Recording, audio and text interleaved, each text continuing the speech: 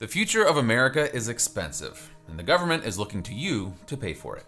The federal government levies a death tax, which is a 40% tax on value above a certain threshold. Now, at the moment, that threshold sits right around $12 million, so high that 99.9% of estates are unaffected. But with the national debt continuing to climb, the government needs to generate more income. Lowering the estate tax threshold and expanding the death tax is a likely route they could take. If this sounds crazy to you, keep in mind, that threshold was as low as $1 million as recently as 2002. The death tax must be paid within 9 months of the date of death, so oftentimes heirs are forced to panic sell assets belonging to the deceased in a fire sale to pay the tax. Now keep in mind, we're just talking federal estate taxes for the purposes of this video. Many states have their own state estate taxes that would be levied in addition to the federal death tax. So in this environment, it would be wise to assume you will have an estate tax problem and address it rather than pretend it will go away.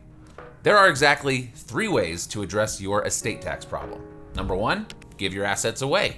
There are many gifting strategies to move assets out of your taxable estate and into the hands of outside parties.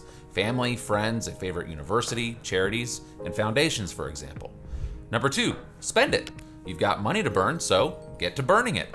Buying cars, cruises, and other depreciating and value-wasting items is one way to minimize your estate and reduce any future estate taxes you'll owe. Number 3, insure it.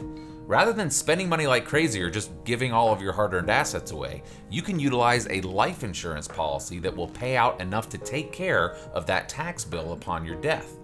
This strategy turns pennies into dollars and lets a life insurance company pay your estate tax bill for you. Many people don't know that life insurance is by itself subject to the death tax. That means that if you have a $1 million policy and a taxable estate, your beneficiaries could owe $400,000 from that policy back to the government in estate tax. So, to take proper and full advantage of this life insurance strategy, the insurance policy must be set up in a way that does not include the policy in your estate. This is where an irrevocable life insurance trust, or ILIT, comes into play.